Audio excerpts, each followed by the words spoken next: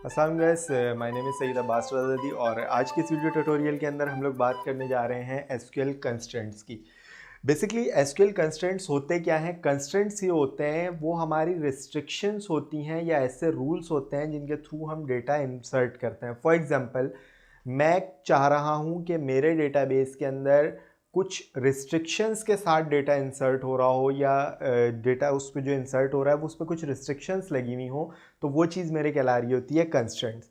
Basically constraints हमारे पास जो होते हैं, ये सारे जो कंस्ट्रेंट्स यहाँ पे गिवन हैं, 7 किस्म के हमारे पास कंस्ट्रेंट्स होते हैं। नॉर्मली जो है वो हम लोग चेक तक के कंस्ट्रेंट्स का यूज़ कर रहे होते हैं। इंडेक्स और डिफ़ॉल्ट का कंस्ट्रेंट जो होता है ये बहुत कम यूज़ हो रहा होता है। सबसे पहले हम बात करते हैं नॉट नल की। नॉट नल कंस्ट्रेंट जो होता है ये काम क्या करता है? नॉट नल का कंस्ट्रेंट अगर किसी एट्रीब्यूट के ऊपर मैं लगा देता हूँ, एट्रीब्यूट से मुराद मेरी कॉलम्स है, अगर मैं किसी एट्रीब्यूट के ऊपर नॉट नल का कंस्ट्रेंट लगा देता हूँ तो वो उसके अंदर नल वैल्यू इंसर्ट नहीं करने देगा।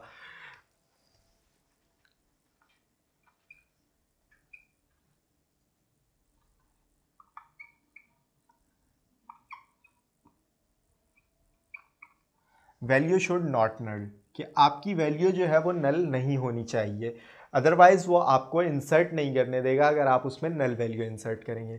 उसके बाद एक हमारे पास कंस्ट्रेंट आता है यूनिक। यूनिक का कंस्ट्रेंट आता है हमारे पास, यूनिक अपने नाम से ही डिफाइंड हो रहा है, जो कह रहा है कि यूनिक होना चाहिए। यानी यूनिक कह रहा है कि वो इसमें जो भी वैल्यू इंसर्ट होगी, अगर किसी एट्रीब्यूट पे यूनिक का कंस्ट्रेंट लगा हुआ है तो वो वैल्यू हमेशा यूनिक होनी चाहिए।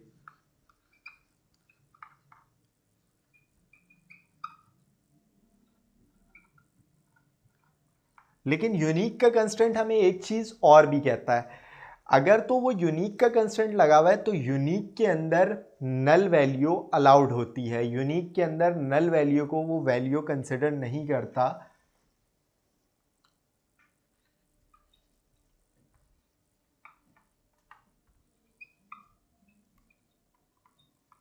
Value should unique but null allowed.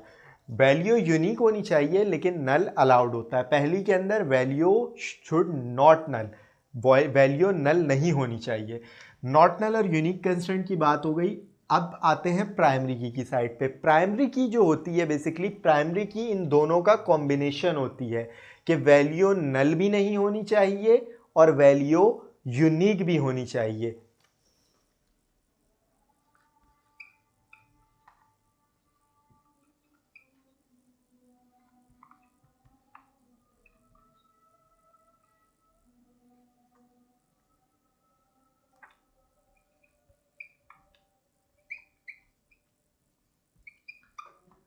Value should unique and not null, कि वैल्यू यूनिक भी हो और नॉट नल भी हो, यानी कि इन दोनों चीज़ों के कॉम्बिनेशन को हम प्राइमरी की कह सकते हैं। अगर तो मैं चाह रहा हूँ कि मेरी वैल्यू सिर्फ और सिर्फ यूनिक हो, नल मुझे इनपुट करना अलाउ हो, तो मैं यूनिक का कंस्ट्रेंट यूज़ कर लूँगा। अगर मैं चाह रहा हूँ कि यूनिक ना हो, सिर्फ नल पे इंसर्ट करने ना दे, तो मैं नॉट नल का यूज़ कर लूँगा। अगर मैं ये दोनों चीज़ें चाह रहा हूँ कि मेरी वैल्यू यूनिक भी हो और नॉट नल भी ना हो, तो उसके लिए मैं प्राइमरी की का यूज़ कर लूँगा। फॉरेन की बेसिकली हमारे पास यूज़ हो रही होती है पेरेंट चाइल्ड रिलेशन के लिए।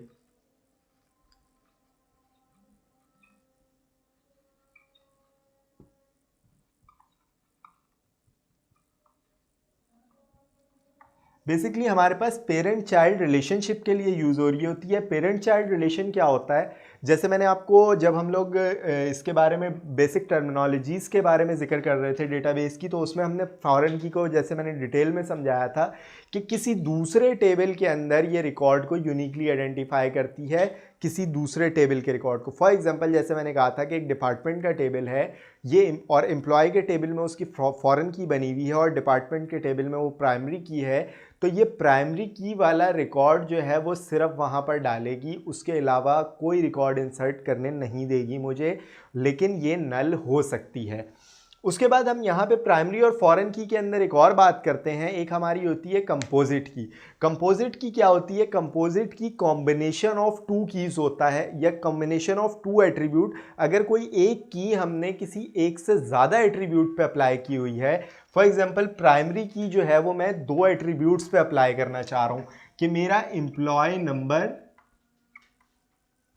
और एम्प्लॉय नेम जो है ये दोनों प्राइमरी की हैं, पीके प्राइमरी की हैं ये मेरे दोनों एट्रीब्यूट्स। तो ये मेरी कहलाएगी कंपोजिट की, क्योंकि ये दो एट्रीब्यूट्स पे अप्लाई हुई भी है। इसी तरह से प्राइमरी की जो होती है वो एक टेबल में सिर्फ एक ही प्राइमरी की हो सकती है, चाहे वो सिंगल प्राइमरी की हो या कंपोजिट की हो, ये दोनों चीज़ें हो सकती हैं, लेकिन होगी हमेशा एक ही। प्राइमरी की एक से ज़्यादा हम किसी टेबल में यूज़ नहीं कर सकते। कंपोजिट बना के कर सकते हैं, वैसे नहीं कर सकते। उसके बाद आते हैं फॉरेन की पे। फॉरेन की भी कंपोजिट हो सकती है। कंपोजिट फॉरेन की होगी, फॉर एग्जांपल ये एम्प्लॉय नंबर और एम्प्लॉय नेम अगर मेरे प्राइमरी की हैं तो मेरे दूसरे टेबल के अंदर मैं इन दोनों ही एट्रीब्यूट को फॉरेन की बना सकता हूँ। फॉरेन की एम्प्लॉय नंबर और एम्प्लॉय नेम, इन दोनों को मैं फॉरेन की बना सकता हूं कंपोजिट में भी। फॉरेन की एक टेबल के अंदर एक से ज़्यादा हो सकती हैं, फॉरेन की के लिए कोई लिमिटेशंस नहीं होती। उसके बाद हम बात करते हैं चेक की। बेसिकली चेक हमारे पास यूज़ हो रहा होता है कि हम कोई डेटा इंसर्शन के टाइम पे उसके अंदर कोई हम अपनी कंडीशन रख दें। फॉर एग्जांपल मैं एक कंडीशन रख देता हूँ, चेक का कंस्ट्रेंट होता है कंडीशन के लिए, कंडीशन ऑन इंसर्शन। चेक का कंस्ट्रेंट क्या कर रहा होता है, फॉर एग्जांपल मैंने एक कंडीशन रख दी कि greater than 18, data should be greater than 18, मैंने एक चेक का कंस्ट्रेंट लगा दिया है किसी चीज़ के ऊपर। तो इसका मतलब क्या है कि मेरा जो डेटा होगा वो 18 से ग्रेटर ही होगा। अदरवाइज अगर मैं 18 से छोटी वैल्यू कोई उस एट्रीब्यूट में इंसर्ट करने जाऊंगा तो वो वैल्यू मुझे इंसर्ट करने नहीं देगा। उसके बाद चेक के कंस्ट्रेंट के बाद हमारे पास आता है इंडेक्स।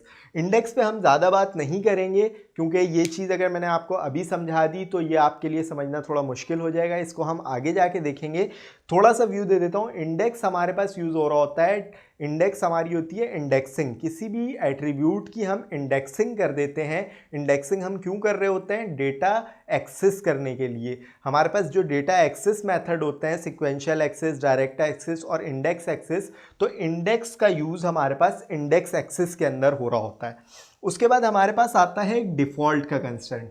डिफ़ॉल्ट का कंस्ट्रेंट बेसिकली क्या काम कर रहा होता है कि फॉर एग्जांपल मैं किसी एट्रीब्यूट के ऊपर डिफ़ॉल्ट का कंस्ट्रेंट अप्लाई कर देता हूं और मैं चाहता हूं कि जब कभी भी मैं इस एट्रीब्यूट को नल छोड़ूं, खाली छोड़ूं, तो ऑटोमेटिक इसके अंदर डिफ़ॉल्ट वैल्यू एंटर हो जाए।